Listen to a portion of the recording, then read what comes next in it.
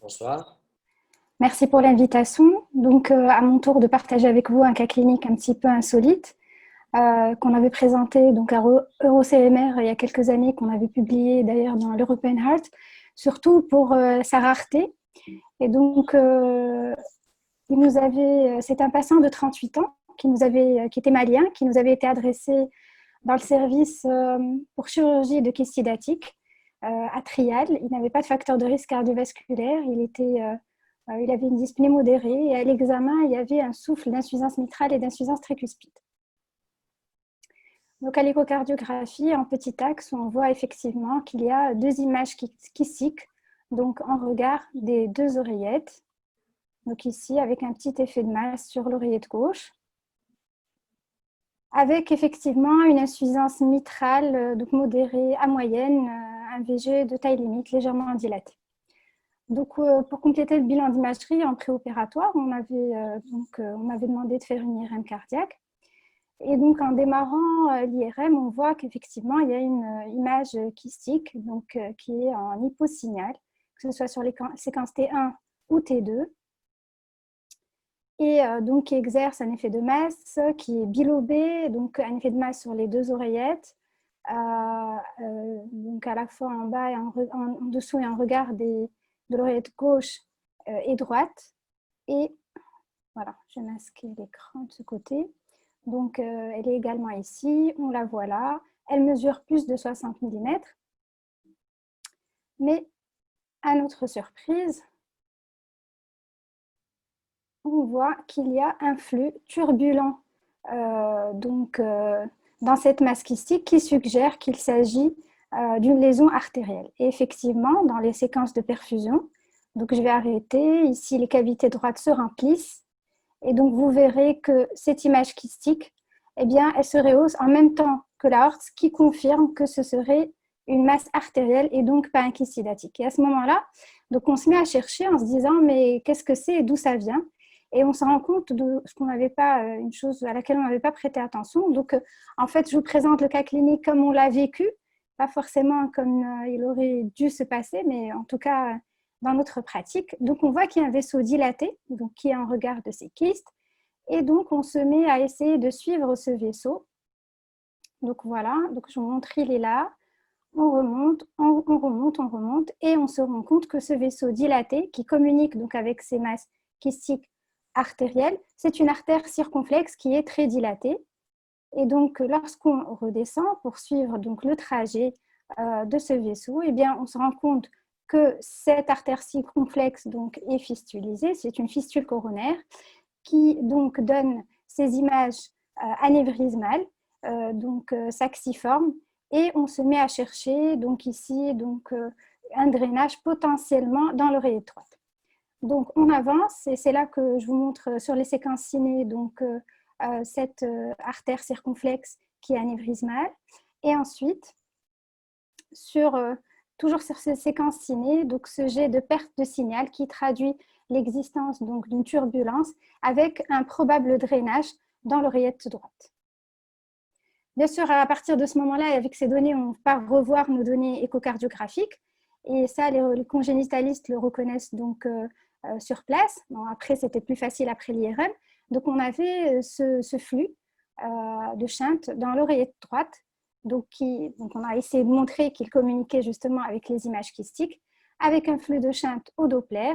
Et bien sûr, on est parti chercher cette artère circonflexe pour montrer qu'elle était dilatée et qu'on aurait pu la voir même à l'échographie. Donc sur ce, on complète le bilan par ce qu'on fait normalement dans les fistules coronaro-camérales, une coronarographie qui montre, donc j'essaye de passer rapidement, voilà, pour arriver à cette image que je vais essayer de geler. Donc cette artère circonflexe très dilatée qui donne une fistule avec un anévrisme, un double sac anévrismal. Et vous voyez, donc ce n'est pas une coro qui est mal faite, mais ces images floutées, donc c'est lié à la diffusion à la dilution du produit de contraste qui est lié au shunt. Et ce qu'on aurait aimé avoir à la coronarographie, c'est voir s'il y a une petite artère et à quel niveau est la dernière artère nourricière coronaire. Mais on n'a pas pu la voir.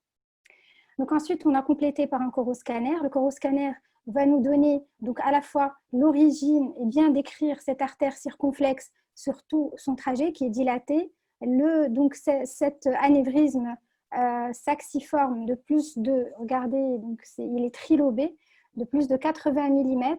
Le coroscanner nous permet aussi de voir que les parois de ce faux anévrisme sont calcifiées.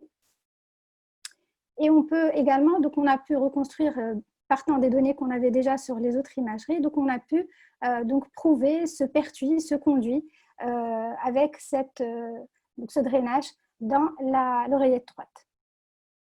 À partir de toutes les données d'imagerie, on va pouvoir classer notre fistule coronaro-camérale, donc camérale pour cavité cardiaque. Ici, en l'occurrence, c'était une fistule entre l'artère circonflexe et l'oreillette droite. C'était une fistule qui est large, la taille de l'artère circonflexe était plus que 3 fois donc l'artère coronaire en amont. Sur le trajet, il y a des anévrismes que vous avez bien vu avec moi. Elle se draine dans l'oreillette droite. Nous n'avons pas pu voir donc à la coronarographie s'il y avait à quel niveau était la dernière branche myocardique nourricière. On va voir que c'est un impact thérapeutique. Et j'ai laissé pour la fin le type de la fistule. Et en fait, c'est important de savoir si la fistule est au départ de l'artère coronaire ou à la fin. Dans ce cas-là, et pour nous, c'était une fistule de type B, parce que lorsqu'elle est à la fin, on a une possibilité donc, chirurgicale, puisqu'elle est à la distalité de l'artère, de ligaturer comme traitement. Donc, à partir de cette classification va nous permettre de poser l'indication chirurgicale. Et donc, selon les dernières recommandations en date, qui sont un peu anciennes, qui datent de 2008, mais il n'y en a pas encore d'autres, toute fistule coronaro-camérale qui est large, indépendamment de la symptomatologie, doit être traitée, que ce soit par voie endocoronaire, on va voir, ou par voie chirurgicale. Et donc, bien sûr, il a fallu aussi, dans cette prise de décision, il faut aussi, donc, pour les fistules qui ne sont pas larges, voir s'il y a un retentissement coronaire.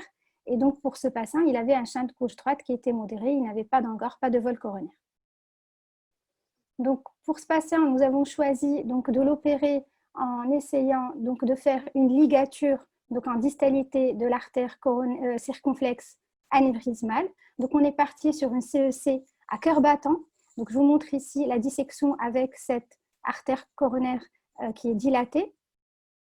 Donc, l'idée était de faire un clampage, mais un clampage partiel, parce qu'on n'était pas sûr qu'en se mettant ici au ras, on n'allait pas inclure une artère coronaire nourricière et déclencher une ischémie.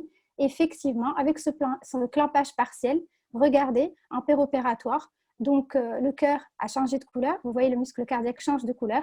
Ça veut dire qu'on a déclenché une ischémie. Regardez sur le scope, on avait effectivement déclenché une ischémie parce que probablement, lorsqu'on a ligaturé, on a inclus une artère coronaire nourricière. Donc là, changement d'attitude thérapeutique, on a dû ouvrir, donc on a fait une cardioplégie, on a dû ouvrir les cavités, l'oreillette droite, et ensuite passer à travers donc, le drainage, la terminaison, pour aller essayer, pour mettre un patch donc, à la terminaison de l'artère circonflexe, un patch péricardique, et puis ressortir en mettant un patch au niveau de la zone de fistulisation drainage dans l'oreillette droite. Donc, je vous montre le résultat opératoire. Ça, c'est l'échographie avec l'image du shunt en préopératoire. Et ici, vous avez donc l'échographie post-opératoire qui montre qu'il n'y a plus de shunt. Donc, c'était il y a 6 ans et le patient va très bien. Donc, j'ai 2 plaques pour dire que, en fait, l'indication de l'IRM cardiaque dans notre observation, elle partait donc de l'idée de faire un bilan d'évaluation préopératoire d'une masse cardiaque. Autrement, pour les fistules coronaro-camérales, c'est le coroscanner, ça aurait été le coroscanner. Ça prouve quand même qu'il y a un intérêt à faire une imagerie multimodalité avant toute chirurgie pour masse cardiaque, pour avoir à la fois la morphologie et les rapports anatomiques. Le diagnostic aurait été de toute façon difficile à évoquer puisque les fistules coronaro-camérales sont rares. Elles peuvent être congénitales ou acquises, mais regardez 0,2 à 0,4% des cardiopathies congénitales. Donc, il s'agit d'une anomalie de connexion entre le réseau artériel coronaire et une cavité cardiaque ou un vaisseau sanguin. La plupart du temps, c'est à partir de l'artère coronaire droite ou de l'interventriculaire antérieur. Donc, la fistule coronaro-camérale à partir de la CX est très, très rare. Elle se draine la plupart du temps dans les cavités droites. Et les complications anévrismales sont aussi pas très fréquentes. Donc, la symptomatologie dépend principalement de la taille et de la localisation. Chez les enfants, on sait souvent de l'écho et de l'éthéo car il est plus difficile de faire une imagerie, mais de plus en plus, même si avant donc, le test diagnostique était par excellence la coronarographie, de plus en plus le scanner coronaire s'impose, puisqu'il permet, comme vous l'avez vu, de faire une description donc, complète, à la fois de l'origine, du trajet, des terminaisons et des rapports anatomiques de la fistule, et de permettre de faire la classification qui est un corollaire thérapeutique. En effet, excusez-moi, donc les fistules larges, quels que soient les symptômes, devront être traitées, et les fistules donc, de petite taille, les fistules symptomatiques, quelle que soit la taille, doivent être traitées, et on peut proposer une surveillance pour les fistules de petite taille post-symptomatiques. Le traitement sera donc soit chirurgical, mais de plus en plus, on a un avènement des techniques endovasculaires. Et je vous remercie. Voilà. Merci Aïda pour cette belle présentation de fistule coronaro-camérale. Je ne sais pas si les participants ont des questions. Alors, il y a une question pour Aïda. Le kyste hydatique étant... Attendez, excusez-moi. Une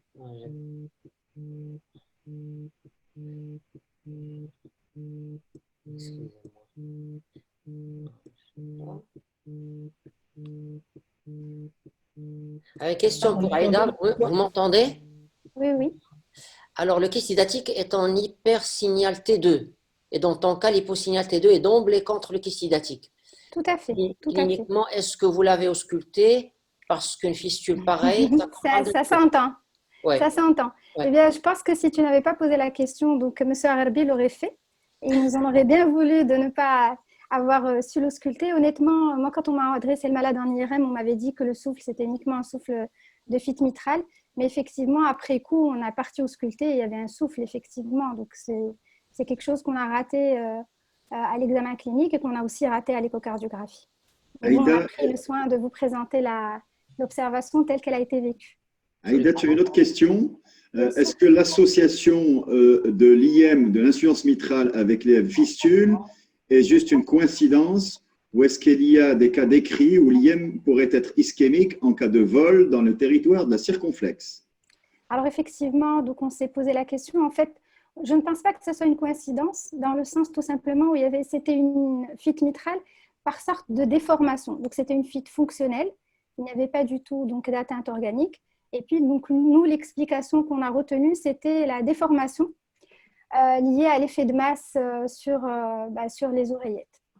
Voilà. Une autre question, Aïda, parce que ton observation montre beaucoup d'intérêt aussi, sur laquelle on te félicite, hein, les gens te félicitent. Est-ce que vous pouvez nous expliquer le mécanisme physiopathologique de la dilatation des artères coronaires en cas de présence de fistule? Moi, je trouve que c'est une très bonne question. Alors,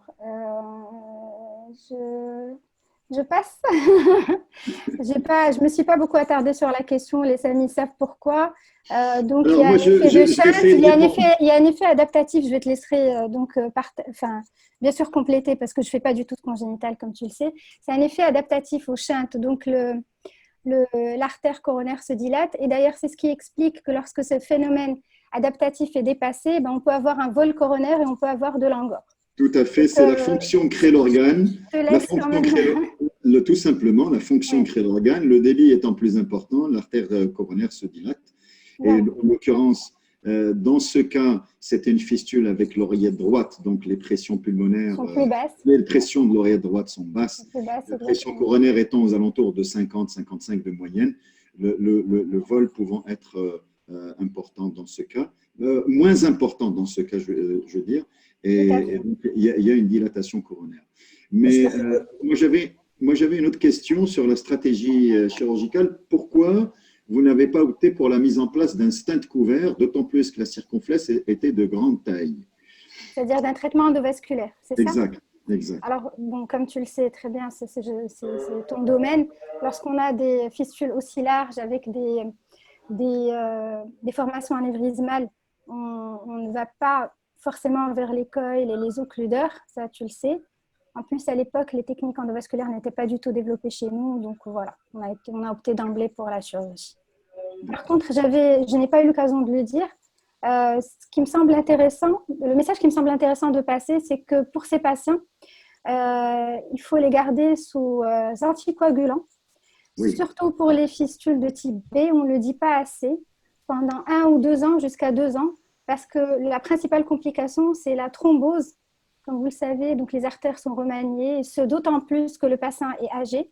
Donc le temps que l'artère cicatrise, et en particulier pour le type B, parce qu'il y a des thromboses rétrogrades, il faut garder ces patients sous anticoagulants. Surtout chez lui, parce que son artère circonflexe est dilatée, et avec la fermeture de la fistule, le vol étant supprimé, le débit allant diminuer, le temps de l'involution de l'artère, qui prendra beaucoup de temps, il faut absolument les garder en Garder sous anticoagulants, tout à fait. Voilà. Saïd, à toi la parole. Merci Zohair, merci beaucoup Aïda pour cet excellent cas clinique, très didactique. Il y a une autre question, si on a le temps. Il y a quelqu'un qui pose, est-ce que la grossesse est contre-indiquée dans ce type de fistule? Je n'en sais absolument rien. D'accord. Très bien. Alors, il faut dire que ça dépend du shunt. Est-ce qu'il est très important? Est-ce que le patient fait de l'insuffisance cardiaque ou pas? Est-ce qu'il est angoreux? Donc, on revient au chapitre de l'insuffisance cardiaque et de l'angine de poitrine pour voir est-ce que le patient est stable ou la patiente n'est pas stable pour autoriser ou pas une grossesse dans ce sens. Mais ce qui serait judicieux dans ce genre de situation, quand les patients sont symptomatiques, c'est de les opérer ou de les fermer par cathétérisme interventionnel avant, bien entendu, de les autoriser à tomber enceinte. Est-ce qu'il y a des étiologies acquises à ces fistules? Oui, effectivement. Donc, il y a un débat sur les termes acquis et congénital. Donc, autant c'est tranché pour tout ce qui est congénital, en particulier chez l'enfant. Donc, c'est des fistules qui peuvent être associées à donc, des anomalies congénitales, type CIA, type Fallot. Et ensuite, c'est tranché également pour tout ce qui est acquis. Donc, on peut avoir des fistules donc, spontanées en post-IDM, c'est très rare. On peut avoir des fistules après iatrogène, après biopsie endomyocardique, après donc, cathétérisme, après chirurgie et même après traumatisme. Et puis, il y a des cas un petit peu borderline où les gens se posent la question, comme les fistules coronaro-bronchiques, en particulier chez l'enfant, où la théorie congénitale est remise en question. On se dit, est-ce que ce ne serait pas lié à des infections dans l'enfance? Il y a aussi les fistules après stenting coronaire, hein. J'en ai vu, moi. En tout cas, Aïda, bravo, tu es sur le web. Beaucoup de félicitations. Très beau cas, très beau cas, très beau cas. Alors, bravo. On passe à Ahmed Beniche.